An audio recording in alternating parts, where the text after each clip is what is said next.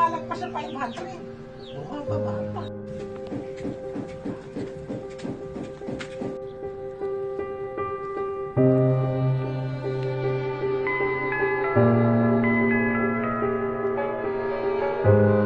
Pagdami ng bilang ng mga senior citizen na patuloy kumakayod upang kumita para sa pang-araw-araw na pangangailangan.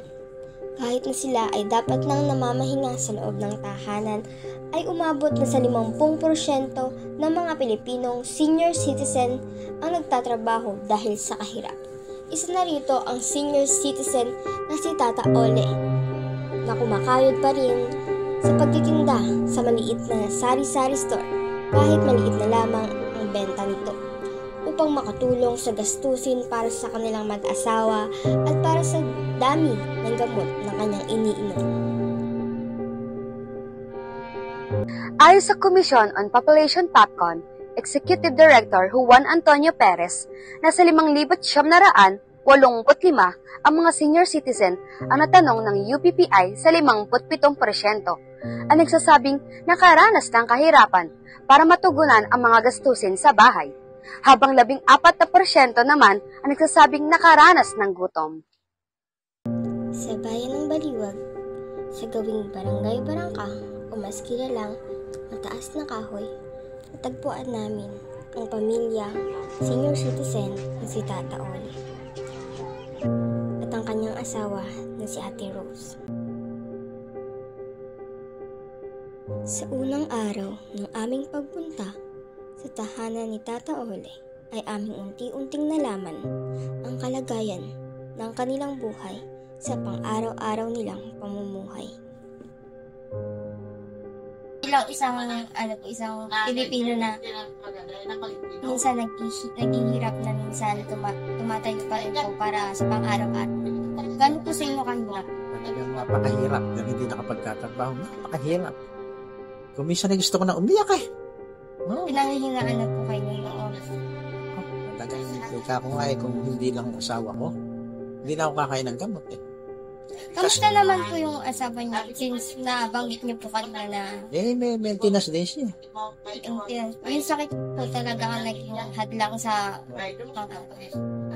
talagang yung ang nagpapahirap sa amin yung gamot. So, dahil malaki rin po yung gastos sa gamot. No, kasi kahit kami naghihirap, hindi ako pumapalya ng gamot kahit minsan. Kahit minsan hindi ako pumapalya kahit mahal yung mga gamot ko. Walang kapalya-palya yun. Hindi baling wala kami pagkain. Hindi naman mangyayari walang pagkain eh. Kahit nga kay kanin. Kakain ako kahit walang ulam. Basta't makakain ako ng gamot. Dahil may bigas na naman po. Oo, may bigas na. Sa sa maliit na pong tindahan, magkano po ang unang puhunan? Hindi ako kulang ulam. Puhunan po. Ay, puhunan. Wala. Lalo ko na tindahan ko. Baka ala ng 3,000. Hindi na pinapaikot ko. Since meron po kayong mga kahati ngayon dahil may mga tindahan din po. Nung araw na walang kahati, napakalakas. Oo.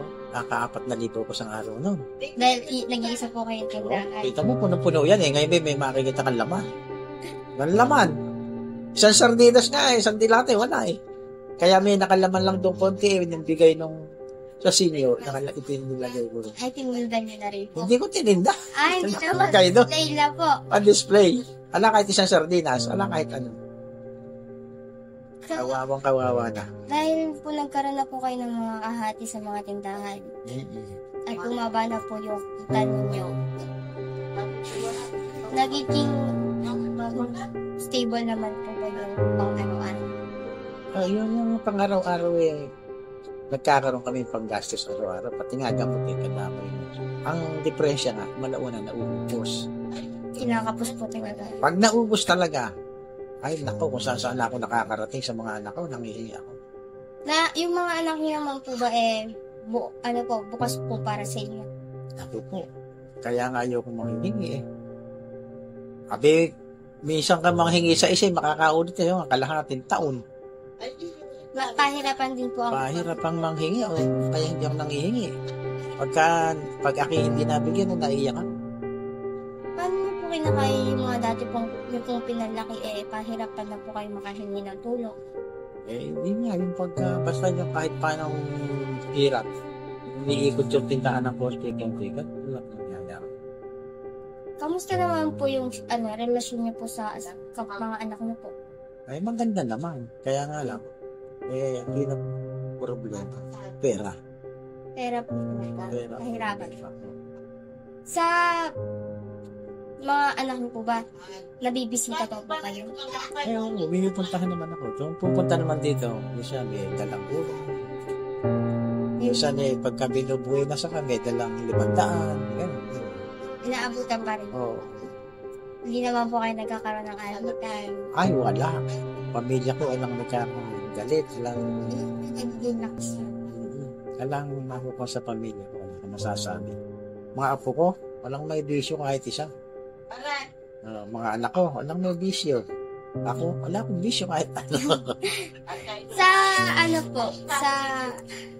yung una nagkasingkamas po kayo ng sakit. Gaano niyo po tinanggap yun? Ayun na, na-hospital nga ako noon, nung unang nagkasakit ako. Yung mga anak ko ang gumastos, lahat sila nagtulog-tulog. Nakinuha ako sa ospital. Sila nagbayad. Hindi man ako matitis, basta ako nagkasakit. So, kayo din naman po yung lalapit na nila ka na lang. Basta nalamang na ospital ako, puntahan na sila punta. Sila na gagastos. Wala akong gagastos. Sila na po ang mga yung as maging healthy po kayo. Basta sa paggastos, sila gumagastos. Basta malaki. Gaya niyan, magpapalaboratory na naman ako sa February. Kailangan 3,000 na naman yun. Bibigyan ako. Basta malaki, alam nilang akong gagawa. Hindi ako pinababayaan pag malalaki. Sa di ba po, nagkaroon na po yung, hindi na po ikaw ang nagkasakit, pati po yung live-in partner niyo po, yung asawa niyo po. Pag po parehas po kayong nagkakaroon po ng problema, paano niyo po kinakaya? Siya tumatawag doon sa anak. Pinapadala naman ng isang anak ng 1,000, 1,500. Nawala kasi yung tumutulong sa kanya, namatay. Kaya po, hindi na rin po pinayakin na lagunan dahil nawalan po. Sa pagkakaroon po ng yung tinda nyo po, tapos minsan po wala na po talaga yung pagpunan. Paano na po sinusolusyon na yun? Pagka talagang walang-wala na, tatawag ako doon sa anak kong panganay na babae sa Malolos. Nasa solusyon na naman po ba niya? Oo. Basta alam na wala. Sinabi ko, wala akong bigas. Abatan. Magpapadala ko ng bigas. Bibigyan ako 500. Bibigyan niyo po talaga yung nagpapatubay. Oo. Yung mga anak ko na talaga Amin ding nalaman na bukod sa pagtitinda, ay siya rin dating gumagawa ng makina ng motor at nagvo-vulcanize ng mga gulong. Amin ding nasaksihan ang apartment na kanilang pinapaupahan noon na ngayon sarado. At ang apartment na iyon ang dating napagkukunan ng supply para sa pagbili ng gamot.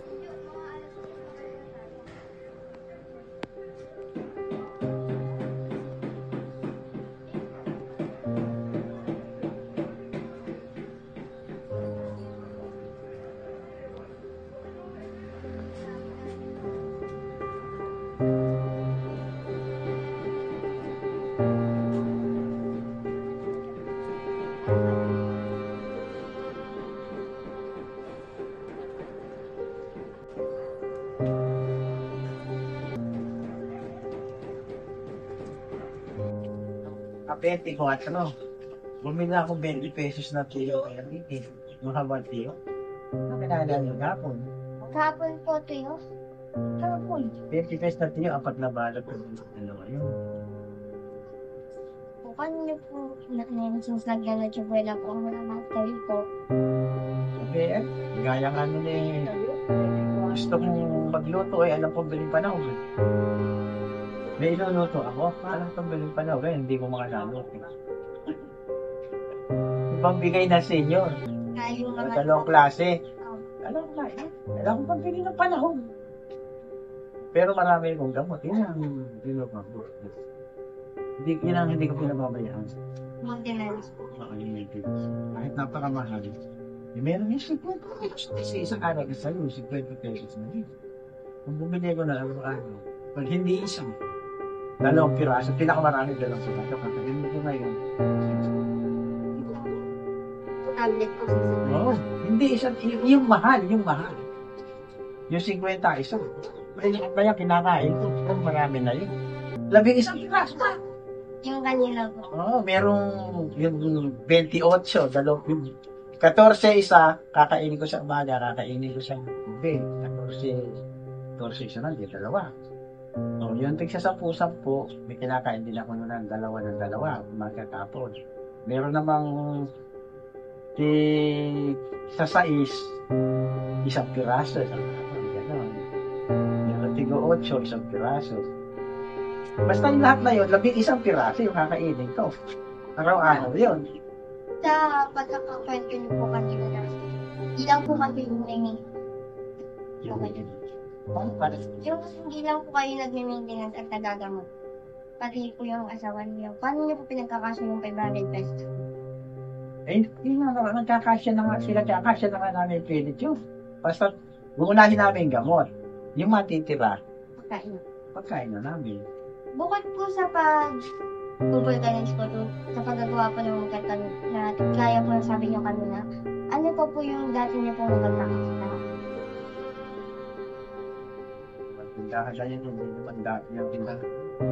Hindi po siya tindahan na. O, hindi, dati, ibig sabihin yan, hindi yun ang pinagkakalita. Ang talagang pinagkakalita ko nung araw, yung gumawa ng motor. Ano po namin, sa unang pagtatanong po namin sa inyo, na nabanggit niyo po na may apartment din po kayo dati. Yeah, may apartment nga yun. Yan nga ang sumusupply sa akin sa gato, pagkala. Wala po na tira po sa apartment.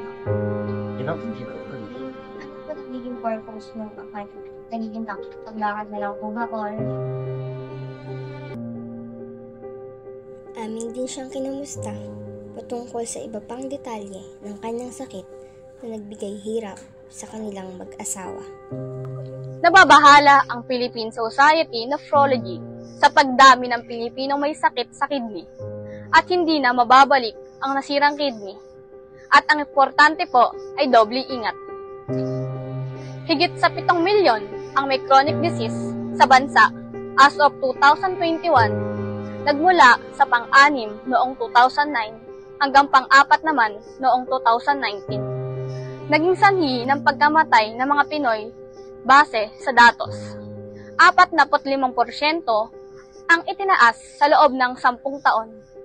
Ang dami ng insidenteng stroke, heart attack at iba pang sakit sa puso. Ihayag ng Philippine Statistics Office o PSA na nangungura pa rin ang sakit sa puso bilang sanhi ng pagkamatay ng maraming Pilipino noong 2023. Sa datos na inilabas ng PSA mula Enero hanggang Desyembre 2023, ay umabot na sa 112,789 ang bilang ng namatay dahil sa heart disease o katumbas ng 19% ng total death. Isa na rin si Tata Ole sa naging biktima ng heart disease. Ito ay nagsimula sa sobrang pag-ubo lamang at nagbunga ng 8 taong pagma-maintenance. paano po siya nagsimula? Yung ubo lang ako, Upo lang po. ubo lang. Eh, tapos hindi ko pinapansin. Wala ko hindi na ako makatulog magdamag eh. Dire-diretso po yung pag-uwi. Oo, napakasakit. Hindi, kung malabas ako, nagpapahamog ako para makakakulubungan. Inabot ata ng kulang 2 linggo. Tapos nung nagpupunta ako sa center, pag binibigyan ako ng gamot, galong lumalala. Ganon. Yun, nung malawalan, nahirapan ako huminga. Tinakbo na ako sa ospital. Yung pag ano po sa inyo sa ospital? Guminhawa naman po. No, naginhawahan man ako doon. Ginamot ako ng ginamot. Tapos ilang makita yung naging depresya ko. Nagkasakit ako sa puso kasi masama pala yung sobra. Ayun po yung unang naging sa kanya po. Puso po talaga. Oo, puso agad yung tinamaan. Sobra kasi. Ilang taon po kayo pinaggamot? Binigyan po ng reseta sa paggagamot. Parang ang tanda ko nun siguro mga ma-hospital ako nun, mga 63 edad ko. Sa 20 na po kayo na sa magtatapong taon na po. Tagal. Sa pag-maintenance niyo po, ilang taon na po kayo nag-maintenance? Diretso na yun. Ang ganda rin pa nga nangyari. Doon sa unang doktor ko, nung nagme-maintenance ako, namamayat. Natiyo nga ako Lumitaw yung mga buto ko na yan, namuti. Ngayon, yung apo ko sa pamangkin, at may pamangkin ako, may doktor na anak. Sabi sa akin, pumunta po kayo kay Doktora Yumut. Lumipat po kayo ng doktor. Kapag po di ba lumilipat, mas tumatakas po yung pressure. Oo, ganun nga. Yung nangyari, nung lumipat nga akong gano'n, yun, humusay ang katawan ko. Doon ako humusay. Dire-diretso lang lang. Sa sakit sa puso, nakaranas din po ba kayo ng ibang symptoms? Yun nga, yung nangyari nga, yung sa kidney, gano'n, sa krea. Yung sakit po sa kidney niyo po, saan po nagsulit? Or nasama lang po? Nagkasama-sama. Nasama siya. No? Naranasan niyo na po nga operahan? Ay, hindi pa. Hindi pa ako na-offerahan. Kasi nga, yung bibigyan agad ng gamot pagka. Yat niya nga nilalaboratory ko, 6 na buwan, minsan 2 buwan, gano'n, minsan 3 buwan. Nakikita agad. Nag-uumpisa. Ginagamot ngayon. Pag may nakita, hindi lumalala. Kaya dumami yung gamot. Nagawa niyo na po ba ng paraan pag po hindi po nakatulong yung anak niyo po at hindi po sumakto yung tulong nila sa araw na pangangailangan? Paano po ginagawa niyo po? Iingay ka ako nga sa'yo. Kahit hindi na kami bumibili ng ulam, kahit anong ulam na lang, doon nagtitiis kami. Umiikot na po. Pagka naman ng utang, hindi ko kaya bayaran. Dahil hindi na po sa tumutubo yung tindahan. Oo, hindi ko kaya bayaran pag nang utang. Mauubos ka bibili ng gamot. Kaya kahit ganyan yung tindahan ko, wala ko utang. Ginawa po sa ganyan. Ha? Ginawa po na walang babayaran ng utang. Oo, hindi ako nahihirapan. Hindi nahihirapan na isip ko. Mahirapan man na isip ko, yung walang-wala ako. Wari po kasi, walang pambili ng gamot. O ikaw ng asawa ko, kaya kami, bibili ka niya nga, paano? Nakukuhay ka. Nakakabili.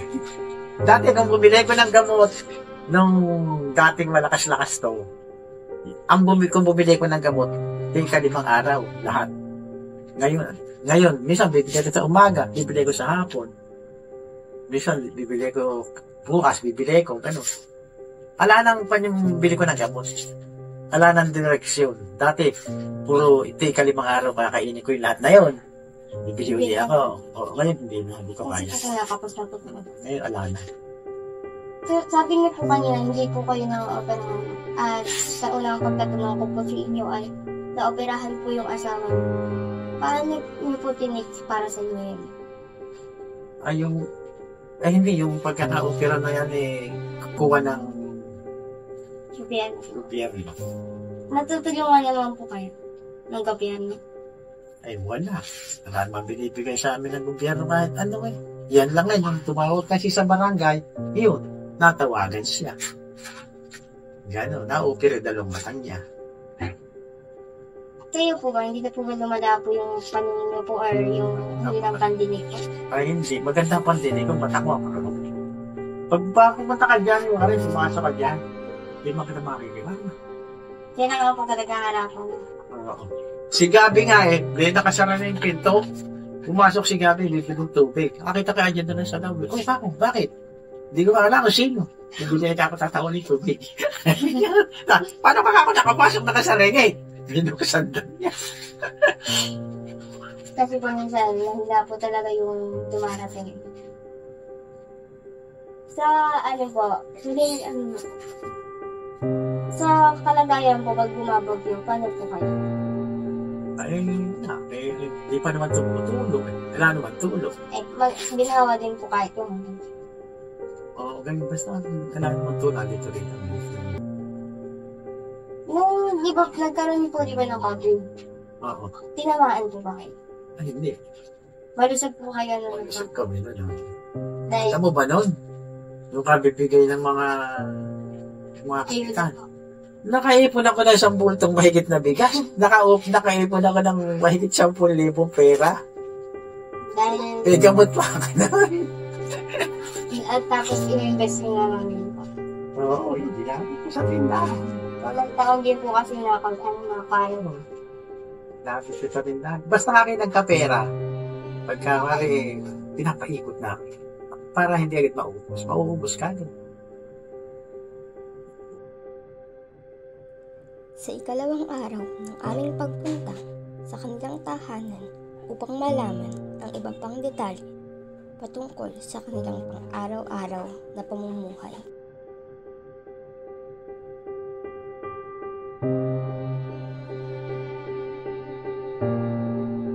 Ngayon po nagbalik po kami. Kamusta naman po kayo?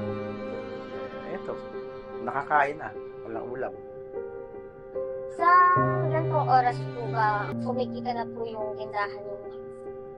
Napakanina. Gaya ngayon ang benta pa lang wala pa 200. Wala po po. Wala pa. Kamusta naman po yung kalusugan niyo po ngayon? Wala namang nararamdaman. Dahil nga sabi kinakain akong gamot Wala akong nararamdaman. Ano po yung dahilan bakit ipatuloy pa rin kayong nagtitinda kahit mahina po yung kita? Walang pagkukunan talaga. Pag naghinto, mamamatay na. Walang pagkukunan ng napis. Paano niyo po na ibabalance po yung oras po ninyo sa pagpapahinga at pagtatrabaho? Basta ganyan lang. Alam bumibili.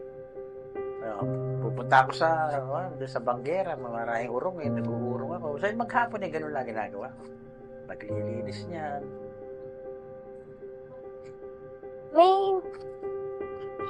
May mga gusto po ba kayong baguhin o i-adjust? Paano ba na? May mga gusto po ba kayong baguhin o i-adjust sa pang-araw-araw po ninyo? Sa pamumuhay ko? Wala naman ako ma-i-adjust kasi hindi ako makapagtatrabaho, hindi pa ako magtrabaho. Dahil din malabo na po Hindi ko na kaya. Dati nag-vulcanizing ako. Yun na ngayon. Dahil yun kahit hindi ka nakakakitang mabuti pwedeng mag-vulcanize. Hindi na ako kapag hindi ko na makayang maghatingkot ng bakal Hindi ko na kaya. Ano po yung mga hakbang po ninyo para bumangon sa pang-araw-araw? Mga ginagawa niyo po Palagay ko kung tindahan ko magkakaroon ng konting laman mabubuhay na ka doon. Hindi mo na ako masyadong mag-iisip. Wala nauubos nga yung laman sa gamot Doon lang kami kumukuha talaga sa tindahan. Alam pinagkukuha ng iba. Nagkaroon na din po ba ng pagkakataon na nagsabay po naghihirap po yung kalagayan niyo tapos po yung tindahan? Madalas magsabay. Madalas. Paano niyo po yung hinahandle? Nagsatabay po yung pag-iisap? Yung ari na yung talagang may gastos na malaki. Ngayon, dumadaing ako sa mga kontak. Ika ko nga sa'yo, nakakahiya yung dadaig ka ng dadaig. Nakakahiya. May mga anak yun, may asawa. Hindi naman puro yung anak ko lang. Paano niyo po hinaharap yung stress? Sa pang-araw-araw po na ganyan po yung kalagayan niyo? Ako, pagka yung stress ay tatanong sa akin talagang kung minsan maghapon at magdamag. Wala akong kibo, ganyan. Hindi ako makatulog. Yun ang stress ako. Sa ano po ninyo, bakit niyo po naisipang pagpatuloy po yung tindahan po kahit po ang baba lang po? Wala nga akong pagkukunan. Hindi ako makapaghahanap buhay. Gusto ko mang magtrabaho. Hindi ko na kaya. Ang tumutulong nga sa akin rin nga yung nakikita mong 2 buwan na to. Yun ang tumutulong sa akin. Paano niyo po pinapangalagaan yung kalusugan niyo? Doon ang ginagawa ko ang pag-aalaga sa kalusugan ko. Yung hindi ko pinababayaan yung gamot. Yun lang. Talagang hindi napapabayaan yung... Sa 11 pirasong gamot kong binibili, isa man doon, alang nawawala. Kompleto po.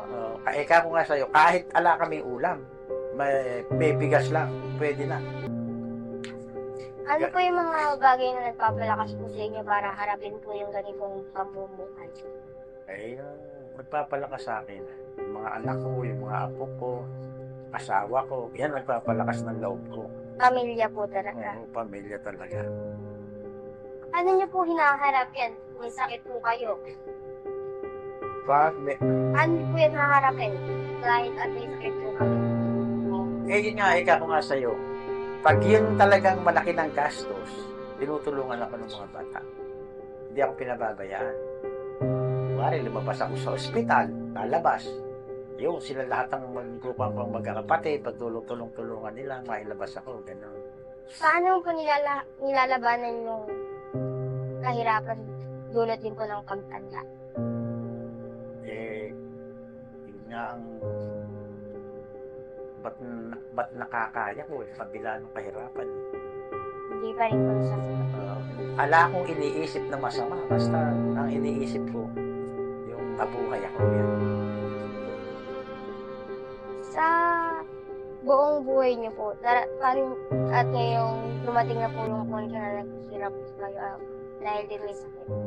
Paano niyo po na isusurvive yung mga special na kaarawan para sa Yun ang nga sinasabi ko sa'yo. Pag kayo talagang gipit na gipit, kailangan, tatawag na ako sa mga bata. Wari, ala akong bigas, ala akong kakainin. Ayun, tatawag ako doon. Pag po, bawa po, birthday po ganyan. Pagka birthday ko nagdadatingan lahat kahit hindi mo sabihan. Sila na po kami. Oo, sila na, may mga dala na yun lahat. Ganon. Hindi mo nasasabihan yan, darating na lahat. Tulad po ng tinanong ko po kahapon, yung sintomas po ng sakit po ninyo. O paano? Ano po nangyari? Ano po nagsimula? Yung sakit ko? Yung simula nung aking magkasakit. Ubo lang. Lahat po nagsimula sa akin. Sa ubo lang doon. Hindi ko, yung ubo ko nga, akala ko gagaling siya ng pusa kasi kung ano-anong gamot kinakain kong binibili ko hindi ako nagpapadoktor inabot nga ng kulang 2 linggo, lalong lumala. Ayun, nagpupunta ako sa center, lalong lumalala. Ayun, doon na ako na ospital. Nung hindi na ako makahinga halos. Sa ano na lang, since alam naman na po namin yung mga nananalig po, ano po yung isang bagay na naging maswerte ko po para sa naging swerte po para sa Yung parang swerteng bagay po na nangyari sa inyo. swerteng bagay na nangyari sa akin. Wala akong naalala mong swerteng bagay na nangyari sa akin. Puro hirap Wala akong naalala ang swerteng bagay na nangyari sa akin. Yung pagkaya ko nabibigyan ng anak ko ng konti pera, ayun. Hindi na swerte, pinakadating sa akin. Wala na swerteng dumating pa sa akin. Yung naitulong sa akin ng yung magbigayan ng kalakalahating kaban, yun, yung swerteng bagay na dumating sa akin. Paano mo po mapapahalagahan ang mga simpleng bagay sa buhay sa iyong edad niya? Paano sa simpleng bagay? Paano niyo po siya napapahalagahan? Yung mga... Yung may edad na po kayo, paano niyo po napapahalagahan yung buhay? Parang ganun po. Inaalagaan ko yung sarili ko, ganyan. Hindi ko pinababayaan. Kaya ako nga sa'yo ninenervous ako pag kailang gamot. Kaya kahit hindi ako bumili ng ulam, gamot ang bibilin ko. Ganun ginagawa kong pahalaga sa sarili ko. Yung mga katawan ko, kaganda pa. Pero ang sakit ko, sa dagunot. Naranasan niyo na din sa mga addict sa mga inyong alak. Hindi ako minom ng alak. Hindi ako naninigarilyo, maski nung bata ako. Alak-alak, alang sigarilyo. Wala akong bisyo sa patuloy sabi. Kahit ano, wala akong natikman. Wala akong tinikmang bisyo, wala. Sa ulay, maraming salamat po sa pagbigay ng mga detalye